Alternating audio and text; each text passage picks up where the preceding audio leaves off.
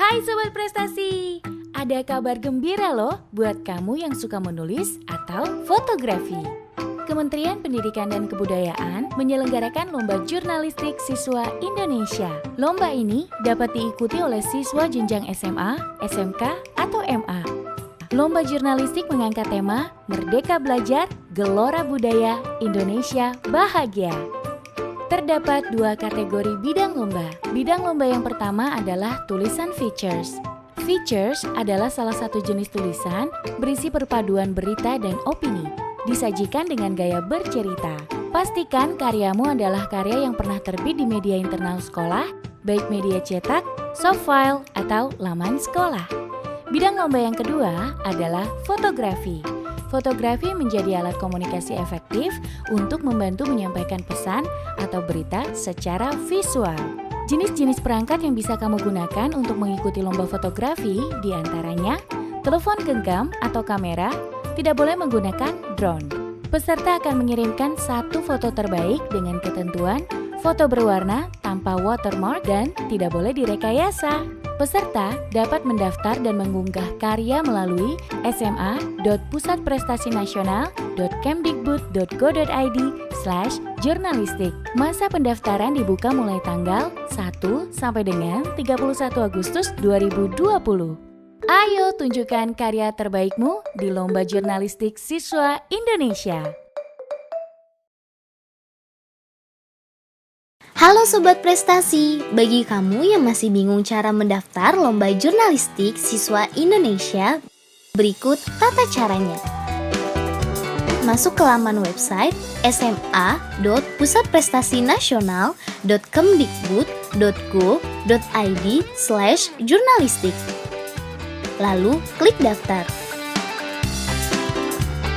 Lengkapi formulir pendaftaran yang diantaranya yaitu data diri, data sekolah, data lomba, dan data akun. Hati-hati, kamu hanya diperbolehkan memperbarui data dan karya hanya satu kali.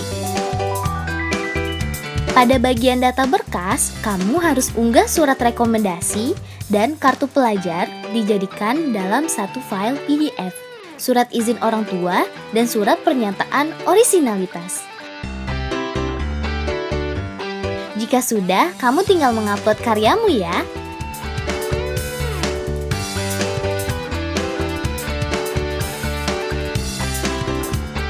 Pendaftaran dan unggah karya Lomba Jurnalistik Siswa Indonesia berlangsung hingga 31 Agustus 2020.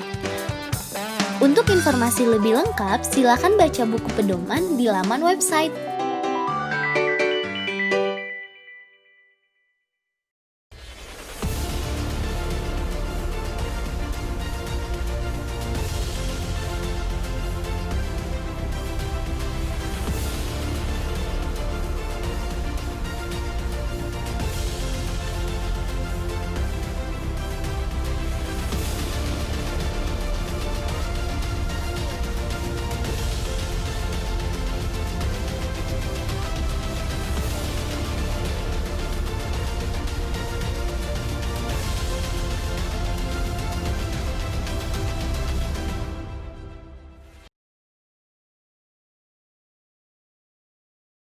Halo Sobat Prestasi, gimana nih? Masih pada semangat kan? Harus dong, karena narasumber kita ini yang terakhir akan memberikan materi mengenai broadcasting.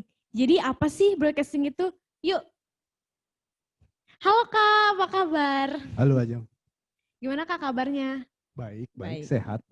Nah kakak ini kan merupakan narasumber inspirasional juga nih di bidang broadcasting.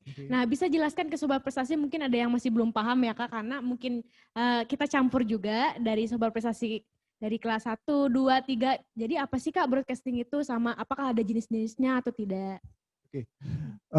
Broadcasting itu sebetulnya kegiatan menyebarluaskan informasi ya. Biasanya menggunakan teknologi gitu, dan pada umumnya yang dikategorikan sebagai orangnya yang melakukan broadcasting itu disebut broadcaster. Broadcaster. Iya kan? Siapa itu broadcaster? Ya kalau penyiar radio itu juga disebut broadcaster gitu, karena dia audio tetapi platformnya sementara televisi juga disebut broadcaster. Jadi reporter, presenter itu disebut broadcaster. Jadi kalau tadi pertanyaan Ajeng, apa itu broadcasting? Ya kegiatan menyebarluaskan informasi. Gitu. Oke Kak, baiklah. Ajeng grogi kayaknya. Enggak, Enggak ya? sedikit Kak, iya. Tapi Ayo. masih semangat dong. Oke, karena- yang pasti iya. harus semangat. Nah, udah itu, apakah ada perbedaan antara broadcast yang suka disebarkan melalui sosial media nih Kak, ada di WhatsApp atau di Instagram atau broadcaster-broadcaster lainnya? Broadcasting-broadcasting yang secara langsung penyiar atau apapun itu, apakah ada perbedaan? Tapi Ya, mungkin sama ya manfaatnya menyebarluaskan informasi. betul, menyebarluaskan informasi. Tetapi yang membedakan adalah validitas informasinya, akurasinya Oh, akurasi. dan pertanggungjawabannya. Jadi hari ini dengan adanya sosial media, semua orang tuh bisa jadi broadcaster. Dia bikin vlog, ada di naik KRL dari Bogor ke Jakarta, situasi KRL-nya lagi penuh gitu ya. Iya. Terus dia bikin vlog, dia sebarluaskan lewat Instagram, dia sebarluaskan atau dia live di YouTube, atau dia live di IG, Twitter. Nah, tapi problemnya adalah informasinya benar atau tidak. Gitu. Banyak sekali. Jadi hari ini teman-teman atau sobat prestasi ya, sobat prestasi ya. Kita ini hidup di zaman penuh informasi. Sobat prestasi bisa mencari informasi dimanapun dan saya yakin pasti kebanyakan melalui sosial media. Tetapi bagaimana memilih informasi yang baik dan benar gitu, yang betul, akurat gitu. Supaya kita nggak kena hoax gitu kan. Iya, hoax. Banyak kan sekarang gampang percaya kena hoax gitu, padahal kejadiannya bohong. Nah itu yang membedakan saya dengan para broadcaster lain. Saya bekerja di Kompas TV sebagai jurnalis. Yang membedakan jurnalis dengan broadcaster yang lain atau sosial media yang lain, influencer dan lain sebagainya. Jurnalis punya kewajiban akan kebenaran. Yang kedua, jurnalis itu bekerja berdasarkan peraturan. Ada Dewan Pers yang mengawasi, ada Undang-Undang Pers yang mengatur cara kerja jurnalis. Jadi kalau apa dampaknya dari sini? Kalau saya menyebarkan berita bohong, maka saya bisa dituntut hukum lewat Dewan Pers, kemudian bisa sifatnya teguran atau bahkan sampai pidana ya. Gitu. Jadi sementara yang influencer lain mungkin akan, apalagi yang kalau di Twitter atau akunnya anonim, itu akan sulit sekali untuk mencari siapa yang harus bertanggung jawab gitu. Nah, jadi tips saya, saran saya mungkin buat para sobat prestasi, carilah informasi, lihat sumbernya, bisa nggak dipertanggungjawabkan. Gitu. Itu yang paling penting supaya sobat prestasi tidak termakan hoax. Gitu. Gitu. Nah hari ini saya tuh mau cerita ya, mau dongeng. Boleh. Tadi kan katanya broadcasting gitu ya. Iya. Tadi yang pembicara pertama mungkin sudah bicara soal features, terus Kang Ray tadi barusan bicara soal fotografi. Nah sebenarnya inline nih, saya bekerja sehari-hari sebagai jurnalis televisi. Saya mau cerita sebenarnya apa sih yang dikerjakan wartawan TV, apa sih yang terjadi di balik layar televisi gitu. Nah mungkin bisa disiapin. Nah yang membedakan bekerja di televisi dan tidak itu adalah yang pertama, wartawan TV itu sama seperti fotografer mirip, kita harus hadir di peristiwa. Kenapa? Karena prinsip dasar televisi adalah, bentar belum keluar, ini, oke, bentar ya. Prinsip dasar televisi adalah visual. Harus ada gambarnya. Katanya no picture hoax gitu ya. Jadi dari nggak mungkin kan visual itu kita dapatkan melalui telepon. Narasumber. Beda kalau teman-teman di online, teman-teman di print gitu ya. Kalau ada berita dia bisa langsung konfirmasi melalui telepon. Gitu. Fotonya dia mungkin bisa cari melalui penyedia foto atau googling atau apapun itu yang valid gitu fotonya. Tetapi kalau di TV kita harus hadir di peristiwa. Jadi kehadiran. Jadi yang paling utama adalah visual. Dan sekali lagi visual. Jadi itu yang paling membedakan antara berita TV dengan yang lain. Nah, ini saya punya video. Bagaimana sebuah visual itu diupayakan. Ini gambar ini, video ini adalah peristiwa ketika calon wakil presiden waktu itu, masih Kiai Haji Ma'ruf Amin, pergi ke arena debat yang ada di Senayan. Itu yang di bawah adalah visual yang penonton lihat di TV, yang di atas adalah behind the scene-nya, di balik layarnya.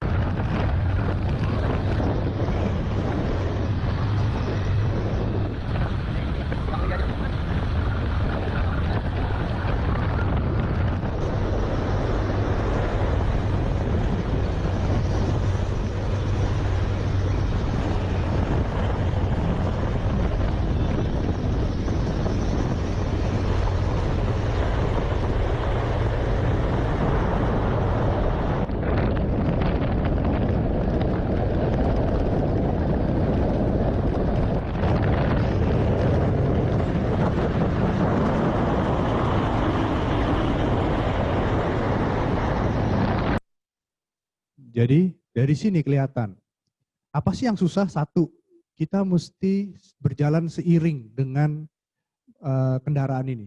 Kendaraannya Kiai Haji Ma'ruf Amin. Dan kecepatannya nggak pelan tuh. Cepet tuh, tinggi gitu. Resikonya tinggi. Yang kedua, gambarnya harus prima. Supaya penontonnya nggak pusing. Jadi kalau teman-teman lihat, gambarnya tuh steady banget. Jadi visual itu harus steady. Kenapa? Kalau visualnya goyang, penontonnya akan nggak nikmat nonton, akhirnya dia mengubah channel. Nah, jadi kita ada di situ. Belum ketika ngambil gambar dimarahin sama bapak-bapak pengawalnya kalau terlalu dekat. Jadi itu pas pampres. Dia masih di grup D waktu itu karena masih calon kan. Jadi kerja di TV itu sama seperti fotografer, effortnya luar biasa gitu. Jadi kita harus mendapatkan visual. Sebuah cerita tanpa visual kita nggak bisa tayangkan. Hanya sebatas news sticker jadinya. Jadi yang ada di TV di bagian bawah. Nah terus video itu dasarnya ada dua elemen. Satu ada gambar, tadi gambar, bagaimana gambar itu diupayakan. Yang kedua ada suara, audio. Kalau video tanpa suara itu nggak ada feel-nya, nggak ada emosinya. Ya. Jadi pernah nggak ngebayangin nonton film horor? Zaman saya itu zamannya Susana gitu ya. Sekarang mungkin udah ada Jalangkung masih lama lagi ya. Apa ya film horor yang sekarang baru ya? Danur, gitu. Nah, Danur 1, 2, 3. Nah itu bayangkan kalau nonton film horor pas setannya mau keluar, hantunya mau keluar itu tutup telinga deh atau di mute TV-nya. Pasti kita nggak terlalu takut. Feel-nya nggak dapet kan? Feel-nya nggak dapet. Nah ini saya juga punya video. Bayangkan teman-teman kalau mau eksperimen, ini video ini teman-teman nanti atau sobat prestasi mute deh audionya. Feel-nya akan biasa saja. Tapi kalau didengarkan sama audionya, maka akan jadi luar biasa. Bang wartawan bang! Bang wartawan! Bang wartawan ini bang! Sini Gek! Bang wartawan ini bang! Bang wartawan ini! Awas bang! Awas bang! Awas! Ya nggak apa-apa kita bisa ngomong. Ini gambar gua naik gambar. Ini gas air mata ya, tahan-tahan apa lu?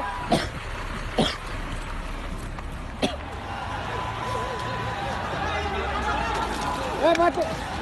Pak Ustadz, mobil komando ke arah kanan. Siap. Awas botol, awas.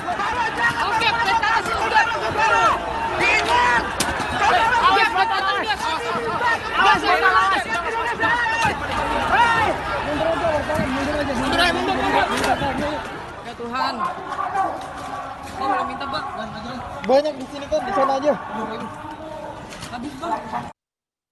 Nah, kalau tadi suaranya di mute, dihilangkan, maka akan jadi cuman gambar goyang-goyang aja. Ya kan?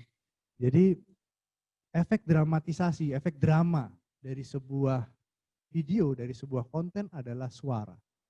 Selain gambar itu sendiri. Nah, jadi sobat prestasi kalau suara itu ada dua jenis ya. Satu yang kita sebut natural sound. Natural sound itu ya suara asli yang terjadi di saat peristiwa itu ya. Seperti ini itu natural sound. Yang kedua back sound. Kalau misalnya sobat prestasi membuat video terus bercocok tanam, itu kan gak ada suara ya, kecuali suaranya ya cuman hening gitu ya, suara belalang mungkin bercocok. Nah, mungkin biar ditambahkan efek dramanya, ditambahkan lagu yang pas, theme song yang pas gitu. Nah itu back sound. Jadi intinya suara adalah memunculkan efek drama, penonton punya feel emosi dari situ, muncul emosi penonton, nah itu menjadi menarik dan penonton bertahan. Kalau di media sosial tuh sekarang zamannya mukbang ya, mukbang itu yang makan yang Korea, mukbang ya, yang makan kusak, kusuk. Saya bingung penontonnya banyak banget ya, tapi ya orang cuma ngeliatin orang nonton makan, ngunyah, kusak gitu. Nah, tapi suara itu yang membuat dia betah gitu. Jadi ingat itu kalau sobat prestasi mau membuat video, mau membuat cerita tentang video, jangan lupakan elemen suaranya. Nah, plus kalau teman-teman juga ini termasuk kalau teman-teman mau bikin wawancara. Misalnya nanti sobat prestasi bikin video di sekolah mau wawancara gurunya. Jangan wawancara di dekat bengkel knalpot. Kenapa? Karena dampak suaranya nggak kedengeran, yang kedengeran suara knalpot. Atau di sebelah genset, cari yang hening dan lain sebagainya gitu. Jadi itu, video itu ada audio visual. Nah, sekarang saya masuk. Apa sih kerja di TV itu? Kerja di TV itu paling tidak ada 3 elemen ya. Satu, news gathering. News gathering itu apa? Peliputan di lapangan. Terus news production itu apa? Hasil liputan diolah, dibikin menjadi berita. On air, ya sudah, hasil liputan yang tadi sudah diedit, di on air. Di on airkan. Jadi kalau saya mau mengajak sobat prestasi membayangkan kerja di TV itu sebagai sebuah restoran, news gathering itu tugasnya belanja. Ketika di rapat redaksi, ini semua bertemu di rapat redaksi, memutuskan besok restoran kita akan masak nasi goreng cabai hijau. Apa bahannya nasi goreng cabai hijau? Ya ada cabai hijaunya, nasi, dan lain sebagainya. Nah itu tugasnya news gathering. Besok kita mau liputan Presiden Jokowi meresmikan apa? Jalan tol di Aceh kemarin. Nah itu tugasnya ya harus ada gambar Presiden Jokowi, harus ada gambar jalan tol, harus ada pidatonya Presiden Jokowi, terus kemudian jangan lupa masyarakat-masyarakat sekitar, komentarnya dan lain sebagainya. Nah, oleh news production setelah dari lapangan kemudian masuk ke news production, diedit, dirangkaikan ke dalam sebuah video. Ya kan, karena kan namanya belanja ya, kita kan belum disusun. Ya kan. Nah, sama produser disusun. Ya, news production itu yang melakukan disebut produser. Sementara di news gathering yang melaporkan, yang meliput di lapangan disebut reporter. Ya, reporter, produser. Nah, ketika produser sama produser udah dimasak nih sama produser, tukang masak dia. Udah masak, jadilah nasi goreng cabai hijau kalau di restoran. Disajikan, nah itu on air. Disajikan ke meja pelanggannya, nah itu on air. Nah hari ini ada digital, jadi outputnya bisa di TV, bisa juga di YouTube, di Instagram, di di website dan lain sebagainya gitu. Nah ini yang kalau news gathering itu, nah ini foto lagi. Serunya jadi wartawan di lapangan itu kita itu kerja sambil main-main sebetulnya. Walaupun yang kita kerjakan serius ya. Terjun di tempat kejadian. Terjun di tempat kejadian. Gitu. Tapi kadang beresiko juga ya Kak, kalau misalkan ada demo kayak gitu beresiko sih. Resiko sekali. Itu makanya tadi itu kalau ngeliat foto ini, ketika kita meliput demo, posisi berdiri itu menentukan keselamatan kita.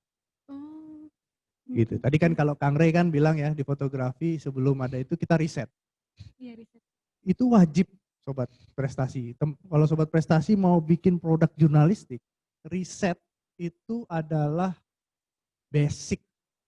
Hal basic yang harus dilakukan pertama kali. Ya kan? Kalau tadi Kang Rey misalnya mencontohkan riset misalnya mau bikin foto tentang event, perkawinan, pernikahan. Pengantin prianya berdiri di mana, pengantin perempuannya berdiri di mana, jalannya kemana dan lain sebagainya harus tahu. Supaya nggak salah posisi. Sama. Ketika kita demo, seorang reporter ini di foto ini demo, dia harus tahu ini posisi masanya dari sebelah kiri atau di sebelah kanan ya. Jumlah polisi ada berapa. Belum tentu berdiri di sisi polisi itu kita selamat. Selamat. Oh. Kalau jumlah polisinya lebih sedikit daripada pengunjuk rasa, itu pasti polisinya yang dikejar-kejar sama pengunjuk rasa. Sebaliknya, Iya. kalau pengunjuk rasanya lebih sedikit atau polisinya lebih kuat, ya kita lebih memilih di balik polisi. Gitu. Jadi kita mesti tahu. Terus kemudian yang perlu diketahui juga adalah kalau ada apa-apa, larinya kemana, titik amannya kemana gitu. Nah karena tadi yang kita butuhkan kan gambar. Reporter dan juru kamera atau kameramen itu sepasang. Ketika demo seperti ini, reporter akan menjadi matanya kameramen. Kenapa? Karena kameramen dia hanya melihat di viewfindernya atau dia melihat situasi dari lubang kamera. Tapi dia nggak bisa lihat kiri kanannya apa yang terjadi. Nah reporternya yang menggait. Kita lari ke kiri, kita lari ke kanan. Kameramen pasti akan mempasrahkan dirinya kepada seorang reporter. Gitu. Jadi mereka itu sepasang. Hasil liputan itu produknya apa? Ya ada produk liputan kalau di TV kita banyak mengenal istilah teknis itu voice over. Jadi produk yang hanya kalau teman-teman nonton di TV itu berita tapi dengar suara presenternya dibacakan. Itu voice over. Kalau SOT itu sound on tape. Jadi pernyataan yang direkam. Jadi narasumber diwawancara itu sound on tape, SOT. Kalau package itu lengkap, ada gambar, ada dubbernya, ada pernyataannya gitu. Nah kalau live report, live on tape, on cam ini sama. Bicara di depan kamera, tetapi kalau live report itu live dia. Tapi kalau live on tape itu direkam dulu gitu. Tapi kejadiannya live gitu. Langsung dia delay lah istilahnya. Nah terus interview. Nah kemudian kalau ini news production ini tukang masak tadi. Nah ini produknya kalau news production ini berdasarkan program itu ada bulletin. Bulletin itu berita harian. Nah deadline-nya itu menit. Gitu. Kalau di TV berita saya kebetulan di Kompas TV itu di TV berita ya. Kita 20 jam siaran live. 18 jam siaran berita. Gitu. Bulletin 18 jamnya. Talk show ya kayak kita nih, talk show, dialog. In-depth news program adalah program-program in-depth. Jadi ada satu peristiwa kita telusuri. Belum sampai tarafnya belum sampai investigasi gitu. Apa sih bedanya investigasi dengan in-depth? Kalau in-depth itu tuh benar-benar kita mendalami, ada satu peristiwa kita mencari dokumennya menelusuri peristiwanya sampai ini yang benar yang mana sih gitu. Kalau investigasi kita menemukan sesuatu. Dari sebuah peristiwa kita menemukan sesuatu dan ini menjadi kejadian atau bukti baru atau hal yang lebih dalam gitu yang selama ini ditutupi. Gitu. Jadi kerjanya wartawan itu sama orang bercocok tanam, menyangkul. Terus karena kebenaran itu ada di bawah tanah. Gitu, nggak bisa yang kita lihat ini harus kita verifikasi terus, kita tanya gitu. Dokumenter ya itu, program-program dokumenter, features tadi. Ya, kalau Mas Enggar cerita soal features, cerita soal bisa opini memasukkan, tuh human interest dan lain sebagainya, itu ditarik dalam produk. Sama prinsipnya, tapi ditarik dalam produk video. Kalau Mas Enggar tadi kan outputnya tulisan ya? Tulisan iya, visual. Betul, jadi apa yang terjadi itu yang kita bayangkan seorang broadcaster di TV itu adalah storyteller dan filmmaker. Kenapa? Karena produknya video. Ya, kalau yang produknya teks itu ya dia hanya storyteller atau audio ya storyteller. Tapi filmmaker dia membuat video. Kalau immersive grafik ya grafis-grafis yang sobat prestasi lihat di TV bentuknya ada kapal, pesawat dan lain sebagainya 3D gitu. Jadi itu yang kita lakukan, immersive menjelaskan. Nah ini on air, itu studio, ini situasi studio, ini namanya control room. Jadi ketika on air, semua produk itu sudah dimasak, kalau restoran datanglah ke, pelayannya datang ke meja, pembeli, pengunjungnya ya. Nah kalau kita, pelayannya itu ya melalui studio ini, kita memancarkan dari studio. Nah elemen on air itu ada studio itu ya tempat yang biasa dilihat sobat prestasi, presenter berdiri atau host berdiri, dialog dan lain sebagainya. Nah foto ini adalah control room. Apa itu control room? Apa bedanya dengan master control room? Nah, control room itu saya mau Sobat Prestasi membayangkan pesawat sama air traffic control di bandara. Jadi control room itu kokpit pesawat. Di situ ada pilotnya. Nah, yang duduk paling depan menghadap layar itu adalah pilotnya. Yang di TV disebut namanya program director. Dia yang mengatur semua pergerakan kamera, dia yang mengatur pergerakan narasumber, dia yang mengatur pergerakan orang yang ada di dalam. Nah, seorang PD, program director atau pilot di kokpit pesawat, dia harus berkomunikasi dengan air traffic control kalau di pesawat. Dia harus berkomunikasi dengan MCR man, master control room. Apa soal apa? Yaitu berapa menit lagi kita on air. Nanti di countdown sama dihitung mundur sama control room. 10, 9, 8. Nah, itu dapatnya dari sana. Iklannya berapa banyak? Berapa banyak komersial breaknya? Berapa lama? 2 menit. Terus dia akan tanya, durasi kita berita ini berapa menit? Dikasih tahu. Sama kayak pesawat kan gitu kalau mau mendarat. Tolong Pak pilot, kamu terbang di ketinggian sekian ribu meter dengan kecepatan sekian. Begitu dia mau turun ke bandara, mau mendarat, tunggu dulu, muter dulu 1 kali putaran. Kenapa? Bandaranya masih ramai, landasannya, runway-nya masih ramai gitu. Begitu master control bilang, oke, silakan mendarat atau silakan take off. Nah, sama. Air traffic control sama master control tuh fungsinya sama. Jadi membayangkan itu sebagai kokpit dan air traffic control. Itu on air. Nah, itu reguler. Kita bicara breaking news. Nah, kalau breaking news ya udah, itu udah kayak itu Ajeng. Udah kayak kebut-kebutan karena breaking news ini ya namanya breaking ya. Peristiwa yang kita nggak duga, tiba-tiba gede. Misalnya kayak kemarin gedung Kejaksaan Agung kebakar. Iya. Nah, itu breaking news. Tiba-tiba ada pesawat jatuh, Lion Air. Ratusan orang meninggal. Jadi itu kita nggak duga. Dan itu benar-benar tanpa persiapan. Tetapi karena tadi sehari-hari kita sudah berlatih, dengan itu biasa gitu. Nah, ini saya mau gambarin situasi breaking news teman-teman waktu itu Palu. Ini di lapangan. Kemudian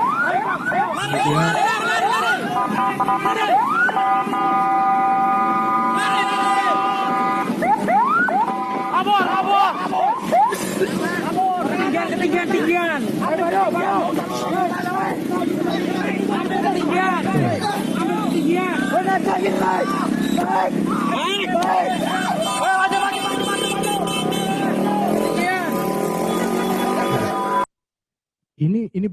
ini bukan di Palu, ini di Anyer.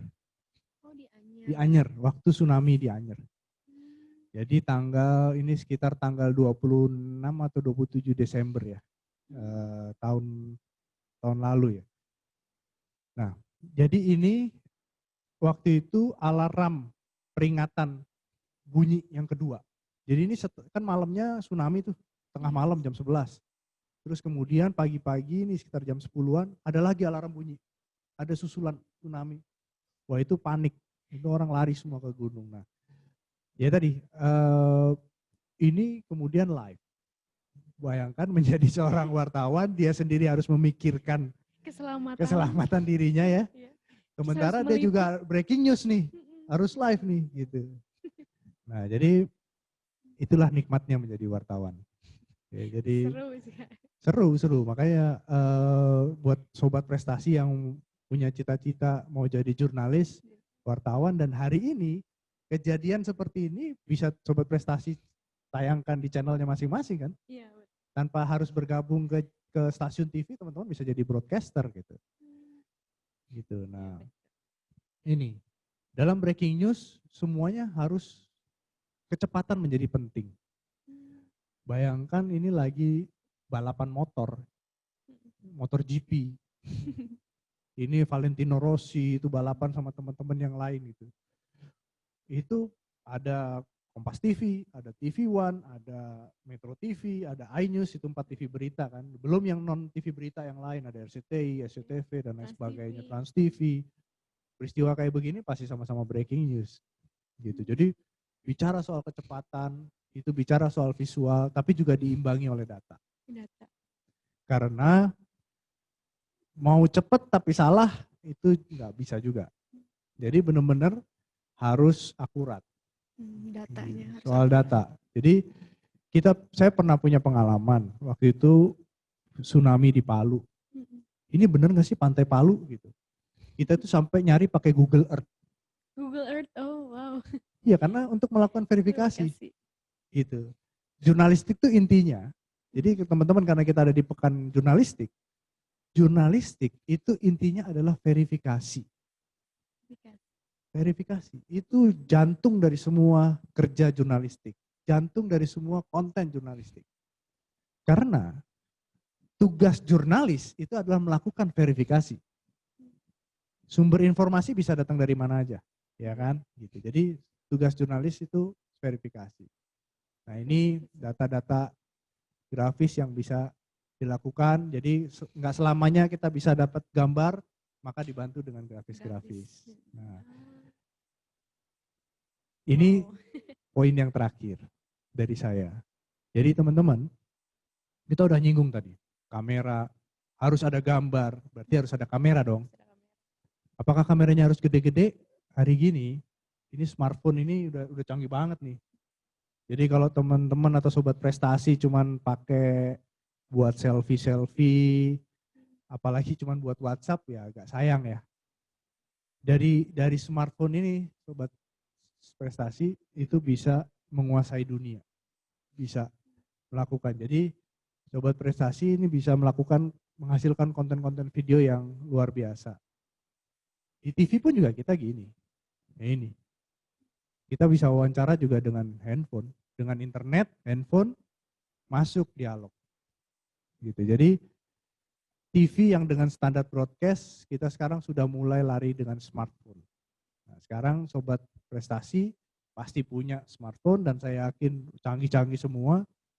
Ayo bikin konten-konten jurnalistik. Video maupun apapun. Itu sih kira-kira Ajeng. Nah ini terakhir nih, satu melihat, nah ini saya cuma memprovokasi. Hari ini tuh apa sih yang konten yang paling kuat di dunia? Gambar, video. Iya, video. Karena mulai dari adik-adik kita yang kecil-kecil sekarang belajarnya ngelihatnya di YouTube. Iya. Ya kan? Iya. Konten anak-anak. Konten anak. Kata orang, satu kali melihat itu lebih dari cukup ketimbang 1000 kali mendengar. Iya. Bayangkan, teman-teman udah denger nih, oh iya, tapi masa sih, pasti ada pertanyaan itu. Iya. Tapi begitu melihat, itu semua menjawab. Jadi satu kali melihat itu lebih kuat daripada 1000 kali mendengar. Nah jadi saya mau memprovok, mungkin nanti Kemendikbud bikin Pusat Prestasi Nasional, bikin nanti tahun depan bikin video jurnalistik dengan smartphone, ya mungkin saja gitu. Itu Ajeng. Karena foto juga termasuknya ke physical evidence sih Kak, jadi ya, betul. itu udah langsung dipercaya dibanding dengan perkataan atau broadcast baca gitu kan, apalagi kalau panjang gitu ya Kak, bacaan-bacaannya. Jadi mungkin orang juga pasti males. Betul Oke, banget. itulah penjelasan dari Mas Alexander Wibisono dari Kompas TV mengenai broadcasting. Selanjutnya bagi sobat prestasi yang ingin bertanya nih mengenai broadcasting bisa tulis ya di kolom komentar Q&A. Wih, udah banyak nih Kak. Oke, pertanyaan yang pertama. Ada ya. Kak mau tanya dari Yolanda. Kak mau tanya, kalau broadcast yang dipelajari apa aja? Terus kalau jurusan broadcast itu bisa kerja apa aja Kak? Oke. Banyak sekarang sekolah broadcast ya. Iya, sekolah broadcast. Bahkan yang bukan sekolah broadcast di perguruan tinggi negeri itu banyak jurusan komunikasi. Di dalam jurusan komunikasi itu ada subjek atau sub ininya tuh broadcast biasanya atau jurnalistik gitu. Bahkan ada juga institut jurnalistik gitu, banyak juga. Nah, tapi teman-teman yang tidak kebetulan mungkin tidak sekolahnya di jurnalistik, jangan kecil hati gitu. Kenapa? Karena broadcast jurnalistik ini ilmunya umum sebetulnya. Saya itu lulusan Universitas Indonesia, jurusan ilmu politik. Oh, ilmu politik. Gitu. Saya bekerja di broadcast setelah lulus. Jadi wartawan setelah lulus gitu. Nah, jadi yang dibutuhkan sebenarnya adalah teman-teman misalnya dari lulusan hukum, dari lulusan apa, teknologi, dari lulusan apa itu masuk ke broadcast itu pun welcome. Kenapa? Karena yang dibutuhkan adalah induk keilmuannya. Ya kan, misalnya kita lagi butuh ini hari ini nih, kita lagi butuh wartawan kesehatan. Ya kan? Pasti teman-teman yang dulunya sekolah di Fakultas Kesehatan Masyarakat atau pernah mengecap pendidikan kedokteran atau tertarik di dunia kesehatan, itu pasti menjadi apa ya, menjadi andalan nih hari ini untuk menulis berita atau membuat berita untuk mencerahkan masyarakat gitu. Nah, sementara kalau yang sudah di apa, yang sudah di broadcast, yang sudah kuliah di broadcast, dia biasanya kita menaruh pos. Jadi teman-teman wartawan ini dibagi di pos Kementerian Kesehatan, istana dan lain sebagainya. Jadi ada spesialisasi isu berdasarkan ketertarikan. Jadi yang paling penting sebelum kita bicara apa namanya ke jurusan apa, pilih apa yang harus dipelajari, itu yang paling penting adalah teman-teman tertarik nggak menjadi broadcaster. Gitu. Kalau memang ada ketertarikan, bisa menempuh jurusan, kita cari banyak banget, minimal jurusan komunikasi, karena di situ ada subjek jurnalistik, atau ya kalau mau spesifik banyak sekali akademi penyiaran dan lain sebagainya. Nah, baru kemudian turun. Banyak banget yang dipelajari dan setiap hari menjadi broadcaster itu kita belajar. Karena ilmu apa isunya beda-beda kan. Ketika isu soal COVID, saya juga pasti harus belajar COVID ini apa sih, penularannya bagaimana sih, sampai sejauh apa sih vaksinnya hari ini dan lain sebagainya. Itu sih. Supaya data yang disajikan juga akurat ya Kak ya. Iya, Oh betul. ternyata harus dipelajari dulu ya. Belajar terus. Nggak bisa nggak belajar gitu. Jadi apa sih yang harus dipersiapkan untuk menjadi broadcaster atau broadcastingnya mungkin Kak ya? Aduh maaf kalau salah. Iya. Yang harus atau skillnya atau apapun yang harus dipersiapkan. Yang harus dipersiapkan adalah satu, karena hal yang paling basic adalah riset sebelum melakukan pekerjaan, maka teman-teman harus memiliki hobi untuk membaca, Hobi untuk mencari membaca. tahu. Modalnya menjadi wartawan atau menjadi broadcaster itu adalah skeptis. Apa itu Kak skeptis? Nah, skeptis itu adalah sikap yang nggak mau gampang percaya. Oh, gampang percaya. Nggak mau gampang percaya. Oh, nggak mau gampang. Oh, sulit mempercayai. Ya bukan berarti dia tidak mau mempercayai, tetapi dia tuh nggak mau gampang percaya. Misalnya gini, di depan apa? Misalnya tadi itu apa namanya? Ada makanan enak tuh di kantin, ada soto baru enak. Orang yang gampang percaya dia akan bilang, wah bener juga tuh. Tapi kalau orang yang skeptis, dia akan masa sih? Pertanyaan itu, paling minimal dia harus ada pertanyaan, masa sih? Masa sih gitu. Sampai dia membuktikan sendiri. Itu tugas verifikasi. Nah, jadi modalnya harus ada skeptis, yang kedua dia suka membaca, suka belajar, suka mempelajari sesuatu gitu. Dan yang ketiga nggak cepet capek. Iya, Nggak cepet capek itu udah berarti karena emang pekerjaannya apa ya? Saya selalu bilang ke teman-teman wartawan muda gitu ya. Menjadi broadcaster, menjadi jurnalis itu gaya hidup, bukan profesi. Apa yang saya maksud profesi? Profesi itu kayak pekerja kantoran. Kerja jam 9, jam 5 pulang. Di luar pekerjaan, gua nggak mau diganggu. Tapi kalau dia gaya hidup, karena tugas seorang broadcaster dan jurnalis adalah mencari peristiwa, mencari informasi, maka setiap hari, kesehari mulai dia bangun tidur sampai dia tidur lagi, dari pergaulannya itu dia bekerja sebetulnya, mencari informasi, ngobrol sama orang. Saya bisa ketemu menteri, bisa ketemu penjahat dalam 1 hari. Atau pas lagi nongkrong tiba-tiba kita dapat, Mas di situ tadi ada baru kejadian kecopetan nih. Di sini sering banget kecopetan. Nah itu kan informasi. Nah tinggal bener nggak sih? Nah, kita cari tahu dan lain sebagainya. Jadi terus belum malam minggu teman-teman biasanya yang lain pada pacaran kan, malam minggu ya kan. Iya. Ya kalau yang pacaran, kalau yang jomblo ya tetap aja di rumah berharap mencari pacar. Tapi bisa aja kita lagi di KPK, liputan. Bisa aja lagi di mana. Jadi kita nggak bisa kenal hari Sabtu Minggu tuh jadi libur, enggak. Jadi setiap hari liburnya ya kalau ditentukan libur gitu. Jadi benar-benar kalau teman-teman itu gaya hidup maksud saya. Jadi saya ngobrol sama Ajeng lagi cerita soal Mas karena Ajeng pemenang Mas Fisika ya. Oh enggak, bukan. Oh bukan lombanya. fiksi ya. Beda ya. Fiksi ya. Nah terus cerita soal fiksi, cara nulis dan lain sebagainya. Nah itu kan informasi buat saya gitu. Itu sih.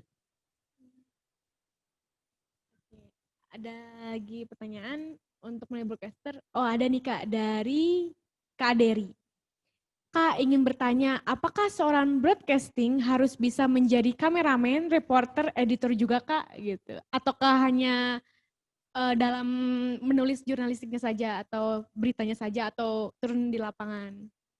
Gini, dulu 10 tahun, 20 tahun yang lalu, saya ingin jadi kameramen. Iya, misalnya. Maka seumur hidupnya dia akan jadi kameramen. Amin. Saya ingin jadi reporter. Nah setelah dari reporter dia akan jadi produser. Dan seumur hidupnya dia nggak pegang kamera. Saya mau jadi editor, video editor. Seumur hidupnya jadi video editor. Kenapa? Karena alat-alatnya masih yang kompleks, yang gede-gede. Hari ini menjadi seorang broadcaster cukup dengan smartphone. Di smartphone itu bisa ngambil video, kedua bisa ngedit video, yang ketiga bisa dubbing, bisa bikin naskah. Gitu. Jadi dengan alat semakin kecil, produk semakin simple gitu ya. Jadi ya mau nggak mau seorang reporter memang harus belajar untuk mengambil gambar, untuk menjadi kameramen, bahkan bisa mengedit. Bisa mengedit. Gitu. Nah, itulah kenapa muncul kemudian video jurnalis. Video jurnalis itu VJ. Dia bekerja seorang diri, tapi mulai dari menjadi reporter, kameramen, terus kemudian melakukan editing video itu dia lakukan sendiri. Oh, ada juga. Wow, multi talent sekali. Bener, multi talent. Jadi hari ini ya karena dimudahkan, alatnya kan makin simpel. Iya. Iya kan?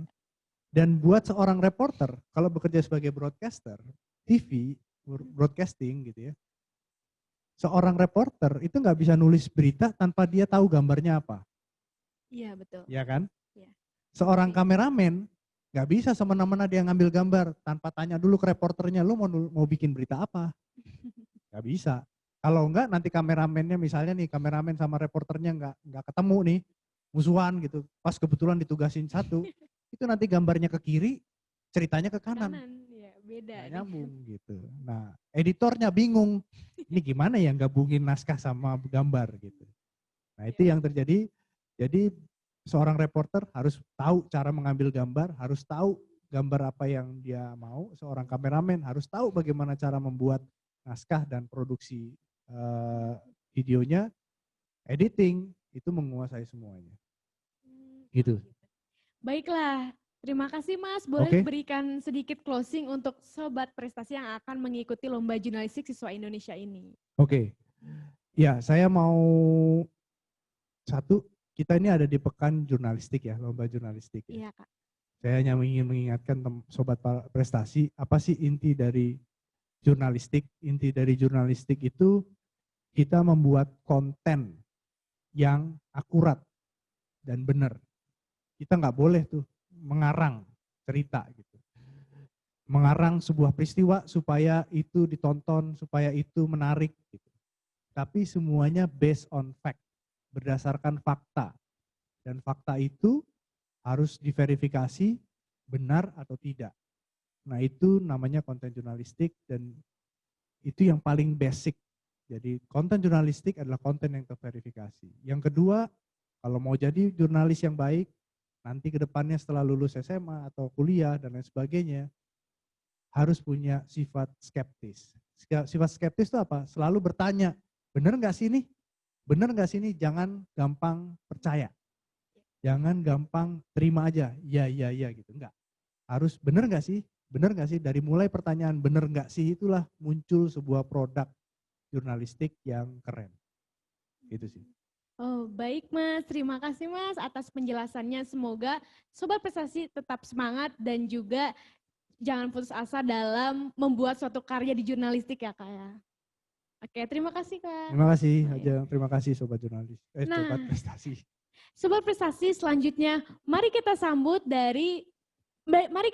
di Zoom ada Pak Asep Sukmayadi MSI selaku PLT Kepala Pusat Prestasi Nasional akan memberikan arahan nih untuk Sobat Prestasi yang akan mengikuti perlombaan jurnalistik siswa Indonesia ini.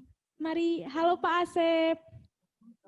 Halo, selamat siang Ajeng. Assalamualaikum.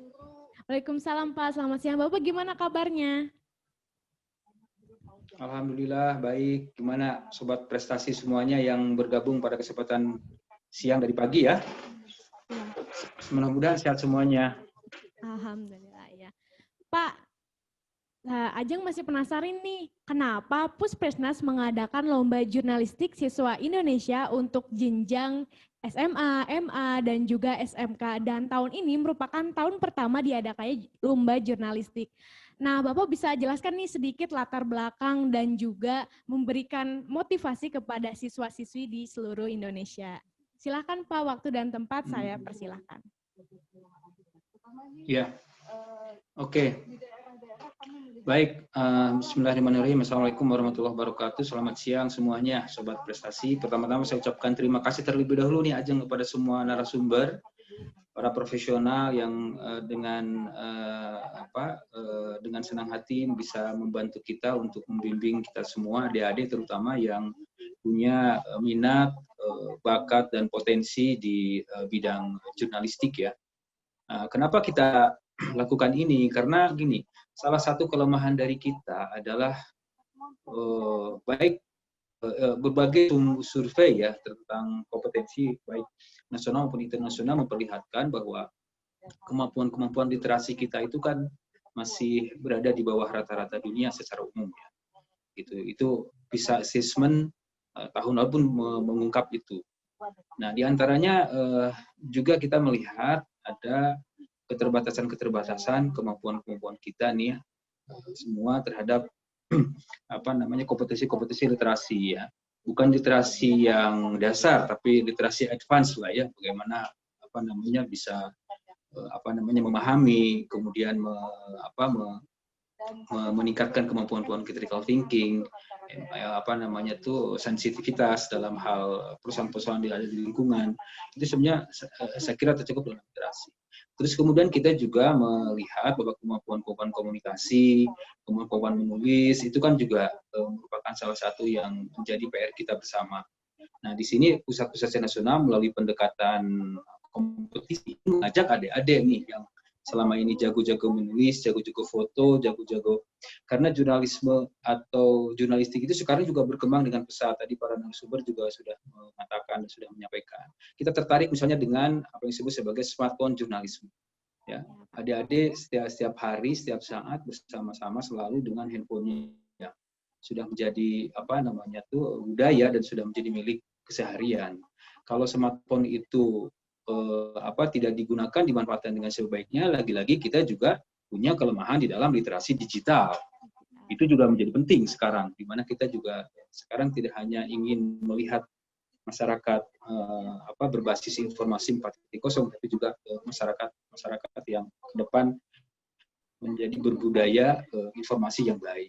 Dan inilah salah satu dua poin penting tadi itu ya, literasi advance dan dasar, kemudian ada literasi digital yang perlu kita tekankan. Karena kita memerlukan konten-konten yang positif, yang yang banyak, yang itu adalah bagian dari hobi dan kemudian minat dari adik-adik semua. Kita berkepentingan untuk menjaga otak-otak kita, otak-otak semua adik-adik dari kemungkinan pengaruh negatif media.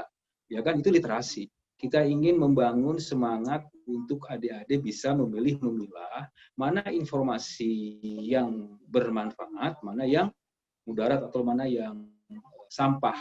Itu penting. Nah, kegiatan ini bisa mendorong atau bisa menjadi ajang sebagai latihan dari adik-adik semua untuk bisa sambil mengembangkan bakat, ternyata ada kompetisi-kompetisi tertentu di bidang literasi yang kita bangun. Karena kita berkepentingan untuk memenuhi jagat media kita dengan konten-konten yang positif. Ya, kita tidak mungkin lagi untuk membatas-batasi konten-konten jagat media itu, baik media sosial maupun digital yang lain, dengan aturan-aturan normatif. Karena teknologi demikian berkembang, semakin banyak kita berangus konten-konten negatif, semakin banyak itu pula itu masuk dan tidak bisa kita kendalikan. Oleh karena itu yang paling efektif adalah kita membangun kemampuan literasi kita, membangun kemampuan untuk menjaga kapasitas otak kita untuk untuk memamah atau menerima informasi yang positif saja.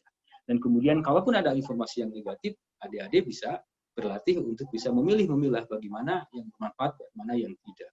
Ini adalah juga merupakan bagian dari sikap sosial di media atau media sosial. Oleh karena itu saya ingin menantang kami semua adik-adik ini sobat prestasi, silakan ikuti kegiatan ini. Tadi juga para narasumber sudah sampaikan. Kita ingin ada sebuah pengalaman yang direkam dengan baik oleh kemampuan adik-adik semua terkait dengan fenomena dua. Kalau bisa saya sampaikan. Satu adalah fenomena yang kaitannya dengan kondisi sekarang pandemik ya. Dari fokus di situ saya kira juga sangat bagus. Sehingga nanti karya adik-adik itu merupakan rekaman yang otentik terkait dengan fenomena yang adik-adik rasakan, adik-adik lihat, adik-adik dengar, adik-adik cicipi di lingkungannya masing-masing terkait kondisi yang ada sekarang karena kondisi COVID. Yang kemudian bisa mengarah kepada dua hal. Adik-adik bisa melihat fenomena disrupsi dari COVID ini. Apa ini? Adik-adik menjadi melihat fenomena keterhapusan, fenomena ketergangguan, dampak negatif dari COVID seperti apa. Adik-adik rekam dengan baik dengan tulisan, gambar, video, foto. Kemudian dua adalah fenomena transformasi. Tadi Mas Enggar sudah sampaikan, ada fenomena transformasi misalnya timbulnya semangat gotong royong di tengah pandemik ini untuk membantu sekolah, peserta didik, guru-guru, dan kemudian lingkungan untuk bisa mengakses internet, ya kan, bergotong royong untuk memberikan bantuan-bantuan sosial lainnya. Itu kan sebenarnya sebuah transformasi sosial. Artinya bahwa adik-adik nanti bisa tangkap di mana nih bahwa fenomena ini terkait dengan COVID ini bisa kita tangkap. Yang disrupsi, yang mengganti, yang menghapus, yang mengganggu, yang negatif kurang lebih. Kemudian yang transformasi justru ada pembelajaran yang baik. Baik di lingkungan adik-adik sendiri, di sekolah, di lingkungan keluarga, maupun di lingkungan terdekatnya di rumahnya masing-masing.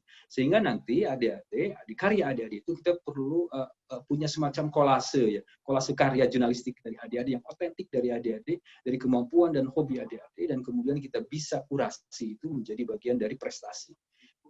Jadi itu juga yang nanti akan membuktikan bahwa kita tidak menyerah pada kondisi ini. Untuk itu saya kira ini adalah tantangannya. Jadi diperhatikan dua hal itu menurut saya. Ada fenomena disrupsi nih yang sering terjadi, baik oleh perkembangan teknologi informasi itu sendiri maupun oleh perkembangan COVID yang mendera kita sampai saat ini. Ya.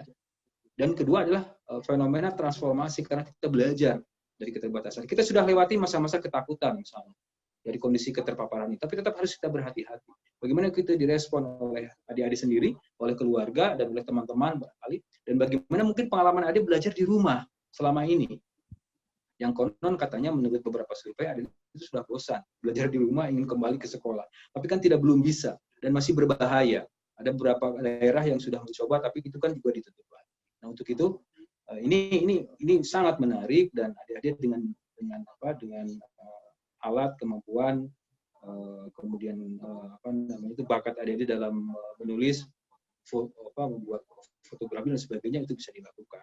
Inilah yang kita harapkan, Ajeng. Oleh karena itu kita sangat antusias nih untuk yang pertama kalinya kita lakukan kegiatan ini, dan ini akan menjadi pengalaman kita yang berharga, dan nanti tahun depan insya Allah kita akan perkuat, kita akan perluas, dan kita yakin adik-adik itu bisa. Anak-anak Indonesia itu tidak boleh menyerah dan tidak akan menyerah dengan kondisi ini. Oleh karena itu Pusat Prestasi Nasional dengan bangga dan dengan senang hati dibantu oleh Bapak Ibu profesional yang sudah kita tetapkan, dengan bangga menghadirkan event ini, ajang ini, untuk kita memotret fenomena kita, fenomena disrupsi dan fenomena transformasi atas keadaan ini, menuntut kacamata sekuat-kuatnya yang adik-adik miliki, ya, yang bisa diungkapkan. Saya kira itu ajang yang mungkin menjadi harapan kita, dan semangat adik-adik silahkan ikuti ini dengan sebaik-baiknya. Saya kira di benak adik-adik sudah ada banyak itu. Di benak Sobat Prestasi sudah banyak itu ide-ide gagasan.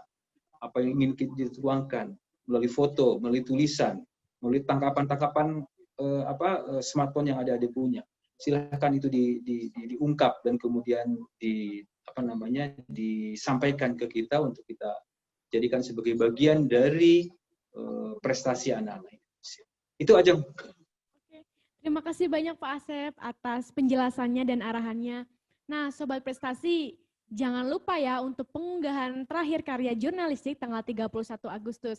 Karena kita juga karena kalian jika rajin membaca itu bisa membuka cakrawala dunia. Nah, oke, untuk itu kalian semangat terus dan jangan lupa berprestasi dari rumah ya. Sampai ketemu di bincang seru lainnya. Dadah. Saya Jenggi Bisha Fitri, mohon maaf bila ada salah kata atau tindakan yang kurang berkenan. Wabillahi taufiq wal hidayah. Wassalamualaikum warahmatullahi wabarakatuh. Dadah. Waalaikumsalam warahmatullahi wabarakatuh.